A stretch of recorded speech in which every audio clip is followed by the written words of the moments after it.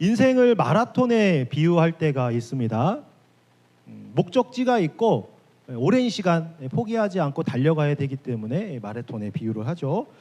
우리나라가 마라톤에서 좋은 성적을 거둔 때가 있습니다. 여러분들 기억하실까요? 황영조, 이봉조 선수 기억하시나요? 이분들이 국제대회나 올림픽에서 1, 2위를 이렇게 하면서 우리나라가 그 마라톤 강국일 때가 있습니다. 또 한참 전으로 올라가면은 또 있잖아요. 1936년 베를린 올림픽에서 송기정 선수가 금메달을 따고 남승용 선수가 동메달을 땄습니다. 그래서 우리가 마라톤을 잘 하는 그런 국가라는 거죠. 훌륭한 마라톤 선수들이 지금도 많이 있는 것 같아요. 좀 좋은 성적이 좀 나왔으면 좋겠습니다. 여러분 혹시 마라톤 선수 중에 맨발의 아베베라고 기억하시나요? 맨발의 아베베. 아프리카 최초의 그 흑인 금메달리스트입니다. 맨발로 뛰었어요. 에티오피아의 작은 마을에서 태어난 사람입니다. 17회 로마 올림픽과 이어서 있었던 도쿄 올림픽에서 마라톤에 맨발로 참여해가지고 2년 연속, 2년이 아니죠, 2번 연속 금메달을 땄습니다. 세계적인 영웅이죠. 그런 그에게 갑작스러운 고난이 닥쳤습니다. 달리기 선수였는데요. 교통사고가 나가지고 하반신 마비, 하반신을 쓸 수 없는 그런 상태가 되었습니다. 많은 사람들이 그에게는 앞으로 희망이 없다 이렇게 생각을 했죠. 하지만 본인은 정작 절망하지 않았습니다. 희망을 가지고 있었고 믿음을 잃지 않았습니다. 그는 믿음이 있었어요. 하나님을 믿었습니다. 그래서 자신의 한계를 극복하기 위해서 부지런히 또 운동을 했어요. 다리를 못 쓰니까 이제 팔을 쓰는 그런 운동을 했던 거예요. 그래서 새로운 종목들에 도전했고요. 1970년도 그 노르웨이에서 열린 휠체어 눈썰매 크로스컨트리, 여러분 크로스컨트리 알죠? 오랫동안 가야 되는 거잖아요. 휠체어를 끌면서 거기서 금메달을 땄습니다. 또 장애인 올림픽의 전신인 그 스토크 맨드빌 휠체어 게임이 나가서 양궁과 탁구 선수로 또 금메달을 땄다고 합니다. 그러니까 발로 안 되니까 이제 손을 가지고 운동을 그렇게 했던 거죠. 아베베가 이렇게 얘기했습니다. 비록 두 다리를 잃었지만 제게는 건강한 두 팔과 언제나 함께 하시는 하나님이 계십니다. 저는 남과 경쟁해서 이기기보다는 눈앞의 고통을 극복하는 것에 언제나 최선으로 생각했습니다. 고난과 괴로움에 무릎 꿇지 않고 주님만 바라보고 끝까지 달려서 승리할 수 있었습니다. 그럼 어떤가요? 물론 이제 마라톤을 했던 선수이기 때문에 인내와 끈기가 원래 있었던 사람이지만 절망하지 않을 수 있었던 것, 바로 하나님에 대한 믿음이 있었기 때문이에요. 사랑하는 성도 여러분, 만왕의 왕이신 예수님, 그분을 의지해서 우리에게 닥친 많은 고난들을 여러분들이 인내로 이겨냈으면 좋겠습니다. 왜냐하면요, 하나님 믿는다고 해서, 예수님 믿는다고 해서 위기가 없고 고난이 없는 게 아니기 때문이에요. 하지만 우리가 어려움을 당할 때 그 문제만 바라보는 것이 아니라 그 문제를 통해 나를 빚어가실, 나를 또 성장케 하실, 나를 귀하게 쓰실 그 하나님을 바라봐야 됩니다. 하나님의 섭리가 있기 때문에 그래요. 히브리서 기자가 예수님께서 십자가에 달려서 돌아가신 그 의미를 설명하면서 이렇게 얘기했어요. 눈앞의 고통에 반응하지 않고 그 모멸감과 멸시를 참아서 마침내 하나님 보좌 우편에 앉았고 세상을 다스리고 있는 그 예수님을 바라보라 하고 얘기했습니다. 12장 2절인데요. 믿음의 주여 또 온전하게 하시는 이인 예수를 바라보자. 그는 그 앞에 있는 기쁨을 위하여 십자가를 참으사 부끄러움을 개의치 아니하시더니 하나님 보좌 우편에 앉으셨느니라. 예수님이요, 십자가를 지시기 위해 그 전부터 멸시와 천대와 괴롭힘이 있었어요. 근데 그런 것들을 다 참아내셨기 때문에 십자가를 지신 거고 부활하셔서 하나님 우편에서 이 세상을 다스리고 계시는 것입니다. 여러분, 힘든 일이 있을 때, 이해하기 어렵고 고통스러운 일이 있을 때 모든 것을 참고 하나님의 뜻을 이루셨던 그 예수님을 기억하고 바라봐야 할 것입니다. 우리가 직장 생활하면서 또 학교에서 또 공부하면서 많은 사건들이 있습니다. 이해되지 않고 참을 수 없는, 견디기 힘든 그런 일들이 많이 있어요.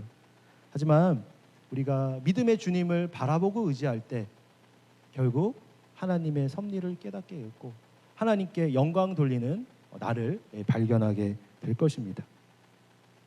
그래서 우리 빗소의 성도님들이 믿음의 선진들처럼 또 믿음의 길을 걸었던 선배들처럼 예수님만 바라보고 끝까지 믿음의 길을 걸어가시고 하나님께 기쁨을, 영광을 돌리는 멋진 예수님이 제자들 되길 주님의 이름으로 축복합니다. 우리가 지난 8장에서요, 누가 진짜 왕인가 하는 제목으로 말씀을 전했습니다. 이스라엘 백성들이 이제 왕을 요구한 거죠. 인간 왕을 요구했고, 오늘은 9장에서 그 요구했던 인간 왕의 첫 번째로서 사울이 등장하는 그러한 장면입니다. 사울의 이름의 뜻은요, 구하여 얻어진 자, 그러니까 간구해서 얻은 사람이라는 뜻입니다. 그러니까 이스라엘 백성들이 왕을 하나님께 요구해서 구해서 받은 사람이라는 이런 의미도 좀 있는 것 같아요. 15절 이하를 보면요, 하나님께서 사무엘에게 이제 이야기를 해줍니다. 16절 말씀 한번 같이 보겠습니다. 16절. 내일 이맘때에 내가 베냐민 땅에서 한 사람을 내게로 보내리니 너는 그에게 기름을 부어 내 백성 이스라엘의 지도자로 삼으라. 그가 내 백성을 블레셋 사람들의 손에서 구원하리라. 내 백성의 부르짖음이 내게 상달되었으므로 내가 그들을 돌보았노라 하셨더니. 우리 17절 말씀 한번 같이 한번 읽어볼까요? 17절 읽겠습니다. 시작. 사무엘이 사울을 볼 때에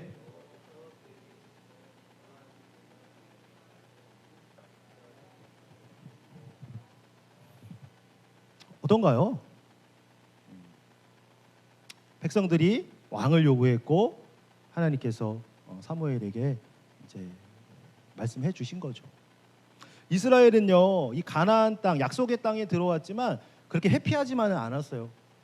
가나안 족속들하고도 문제가 있었고 또 이방 민족들이 계속 침입해 와서 괴롭혔습니다. 최근까지는 누구예요? 본문에 나왔지만 블레셋.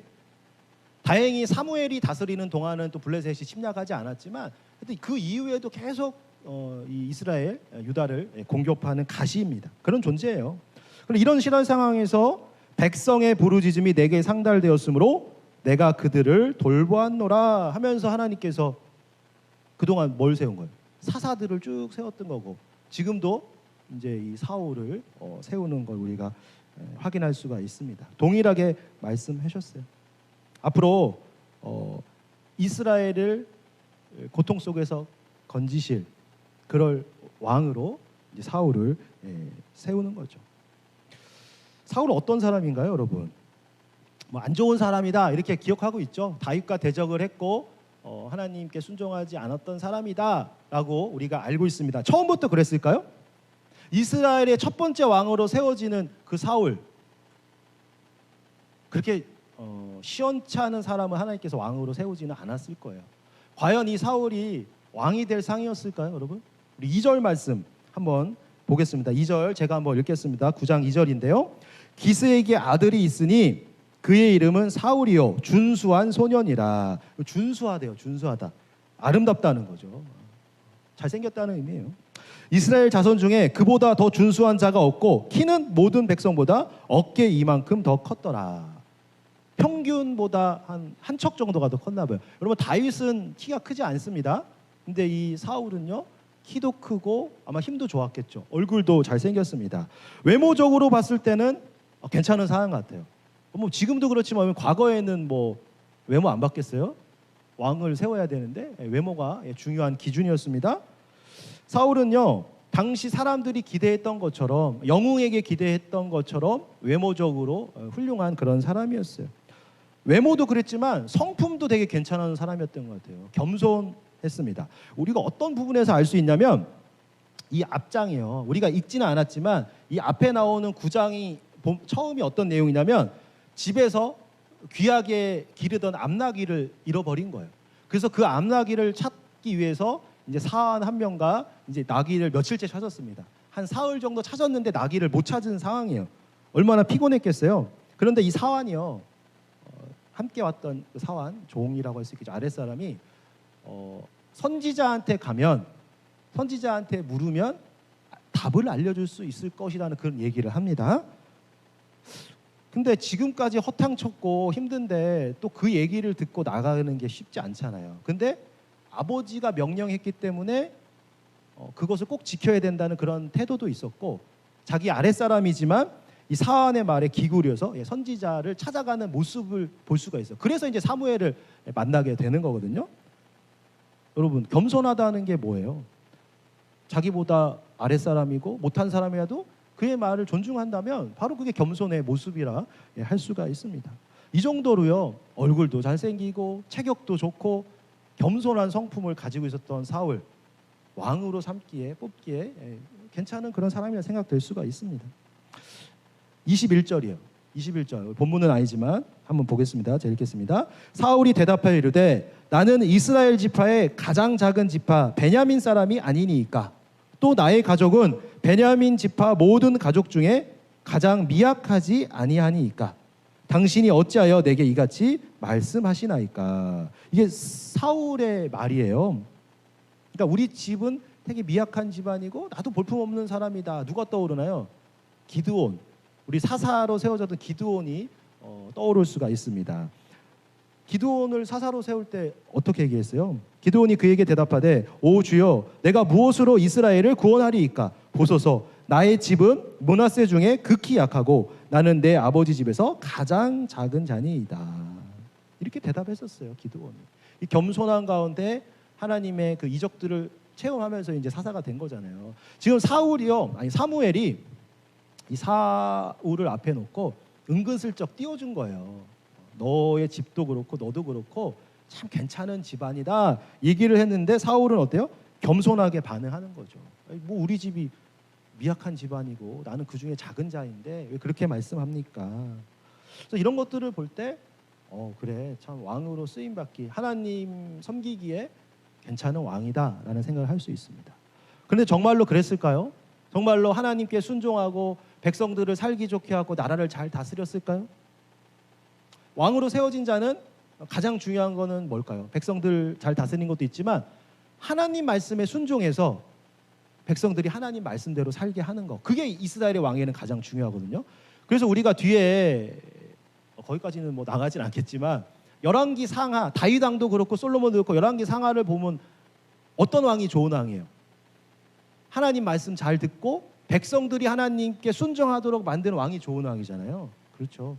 나라를 부강하게 만드는 왕이 좋은 왕이 아니라, 외교를 잘하고 군사력을 길러서 땅을 넓히는 왕이 좋은 왕이 아니라 백성들이 진짜 왕이신 하나님께 잘 순종하도록 만드는 왕이 진짜 좋은 왕이거든요. 근데 과연 사울이 그런 왕이었을까요, 여러분? 진짜 왕, 백성들의 리더가 되려면 그러면 어떤 모습이 돼야 될까요? 하나님 마음에 합당한 사람이라고 평가를 받았던 다윗 왕이 어쩌면 그 모델이 될 수 있겠죠. 근데 부족한 점이 있었어요. 그렇다면 누가 리더의 모범일까요? 얘가 될 수 있을까요? 바로 예수님이죠. 예수님이 리더로서의 가장 완벽한 모습을 보여주셨습니다. 예수님은 하나님의 아들입니다. 창조주 하나님, 만물을 다스리는 하나님을 대신해서 지금 이 세상을 다스리고 계세요. 그런데 그분이 2000년 전에 인간의 몸으로 이 땅에 오셔서 리더는 어떠해야 되는가, 섬기는 자의 모습은 어떠해야 되는지를 직접 보여주셨습니다. 리더는요, 군림하는 사람이 아닙니다. 섬기고 희생하는, 사랑하는 사람이 돼야 돼요. 그 다음에 정의와 공의 앞에 타협하지 않는 그런 사람이 돼야 됩니다.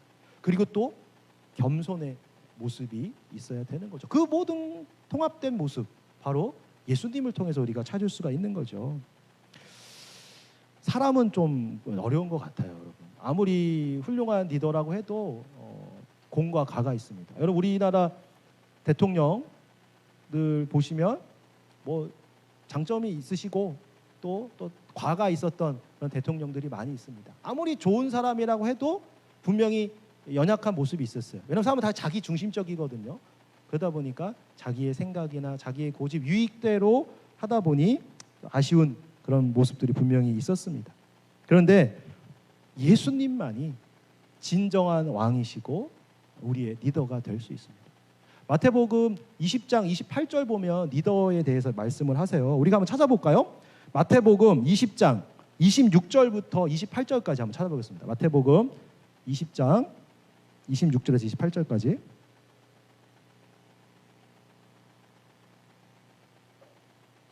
잘 알고 계시는 말씀인데요. 마태복음 20장 26, 27, 28 한 절씩 교독하고 마지막을 같이 읽어볼게요. 너희 중에는 그렇지 않아야 하나니 너희 중에 누구든지 크고자 하는 자는 너희를 섬기는 자가 되고,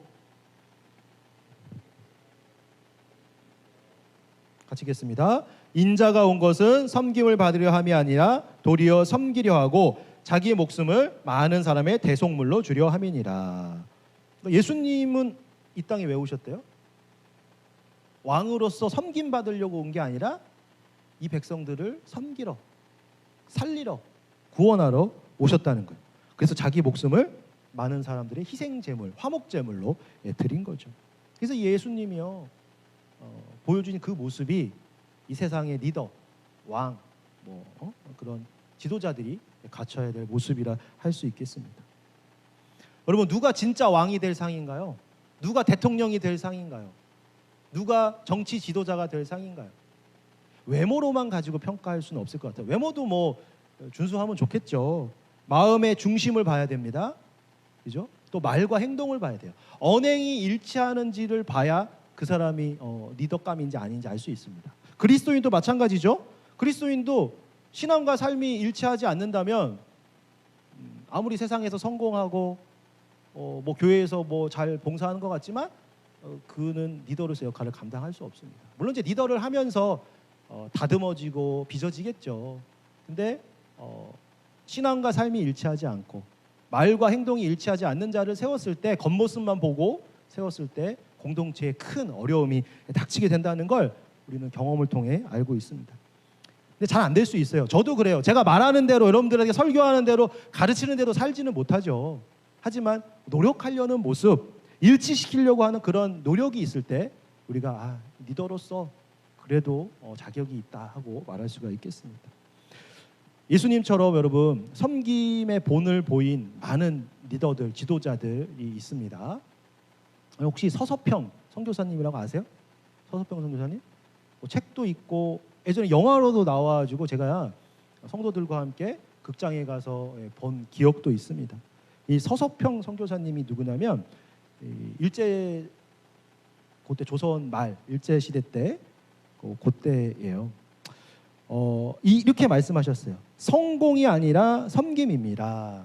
그녀의 좌우명입니다. 성공이 아니라 섬김입니다. 우리에게 정신을 번쩍 들게 하는 그런 말이죠. 서서평 선교사님은요 정말 눈물 없이는 그녀의 삶을 우리가 들을 수가 없습니다. 나중에 기회 되면 다큐멘터리 영화 보시면 좋겠어요. 그녀는 조선의 하나님 나라를 세우기 위해서요 모든 것을 다 주고 간 그러한 리더입니다. 원래 직업이 간호사예요. 그래서 광주 기독병원에 와서 일하다가 또 선교사로서 복음을 전하는 그런 삶을 살았습니다. 조선에 와서요 22년간 보리밥에 된장국을 먹으면서 고무신을 끌고 다니며 조선인의 친구가 되었습니다.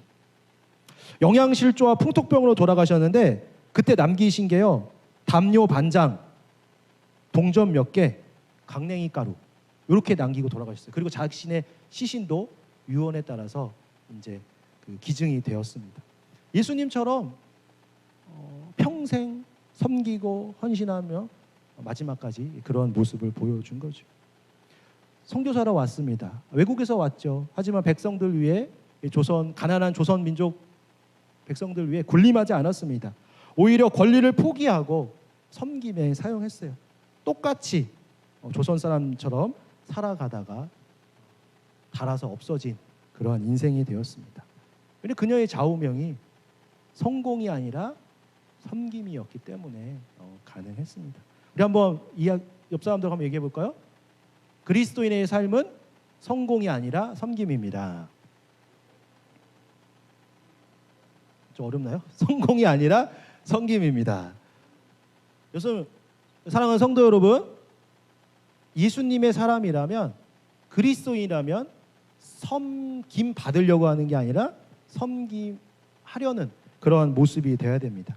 우리가 빛과 소금의 교회잖아요, 여러분. 빛과 소금의 교회. 여러분, 빛과 소금 얼마나 이름이 좋은지 이번에 노예에 갔더니 소금과 빛 교회가 노예에 생겼더라고요. 왜냐면 같은 이름을 쓸 수 없어요. 우리가 있기 때문에 빛과 소금 교회가 있기 때문에 하고 싶으셨나 봐. 소금과 빛 교회로 했더라고요. 우리 빛과 소금 교회예요. 그러면 성공이 아니라 섬김의 삶을 살아야 돼요. 어두운 곳을 비추고 맛을 잃어버린 곳에 가서 섬길 때 맛이 날 수가 있습니다. 그래야 하나님 나라 세워지고요. 우리의 삶도 아름답고 풍성한 삶이 될 수 있어요. 그래야 여러분의 가정도 살 수 있고 직장도 살 수 있고 학교도 살고 우리 교회도 살아날 수가 있습니다. 왕이 될 상 무엇인가요, 여러분? 왕이 될 자질, 리더가 될 자질은 무엇일까요? 오늘 드린 말씀처럼 섬기는 자, 희생하는 자, 사랑하는 자, 겸손한 자일 것입니다. 더 중요한 것은 예수님을 닮은 모습이 있을 때 그가 리더의 역할을 감당할 수 있을 거예요. 앞으로 사울이 분명히 오늘 본문에는 왕으로서 충분한 자격을 갖춘 것으로 우리가 확인할 수 있습니다. 과연 그 얼굴에, 그 성품에 걸맞은 하나님의 세우신 왕이 되었을까요? 한번 앞으로 살펴보도록 하겠습니다. 오늘 말씀 생각하면서 우리 한번 기도하겠습니다. 하나님, 저희를 세상의 빛으로 소금으로 불러주셨습니다. 그것은 바로 섬김의 삶을 통해 리더의 역할을 감당하라는 것입니다. 과연 우리가 리더가 될 자격이 있나요? 그런 모습이 있나요? 아무것도 없지만 믿음의 주요 온전하게 하시는 이 예수님을 바라보며 우리가 섬김의 삶, 살리는 삶, 생명 주는 그 리더의 삶을 살게 해달라고 다시 한번 기도하고 우리 찬양하겠습니다.